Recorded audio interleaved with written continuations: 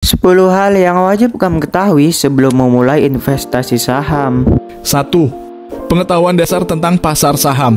Memahami dasar-dasar pasar saham termasuk bagaimana saham diperdagangkan, mekanisme harga, dan konsep risiko investasi.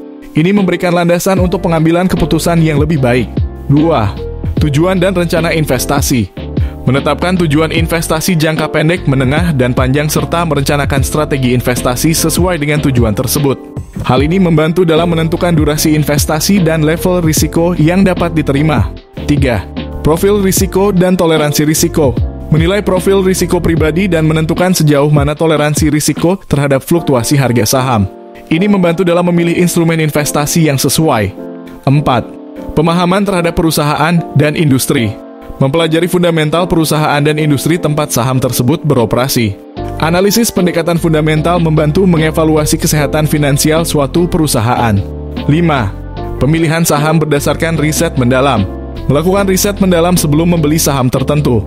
Ini melibatkan analisis kinerja historis, prospek pertumbuhan, dan faktor-faktor lain yang dapat memengaruhi nilai saham. 6. Diversifikasi portofolio. Membangun portofolio yang terdiversifikasi untuk mengurangi risiko. Menyebarkan investasi di berbagai sektor dan industri dapat membantu melindungi portofolio dari fluktuasi harga yang drastis. 7. Pemahaman terhadap siklus ekonomi. Memahami siklus ekonomi dan bagaimana perusahaan serta saham merespons perubahan dalam kondisi ekonomi. Ini memungkinkan untuk mengantisipasi perubahan dan mengambil langkah-langkah yang sesuai. 8. Pemahaman tentang dividen dan imbal hasil. Menilai kebijakan pembagian dividen perusahaan dan memahami imbal hasil saham. Saham yang membayar dividen secara konsisten dapat memberikan sumber pendapatan tambahan. 9. Pemahaman tentang biaya dan pajak. Mengetahui biaya transaksi, biaya perawatan akun, dan implikasi pajak dari investasi saham.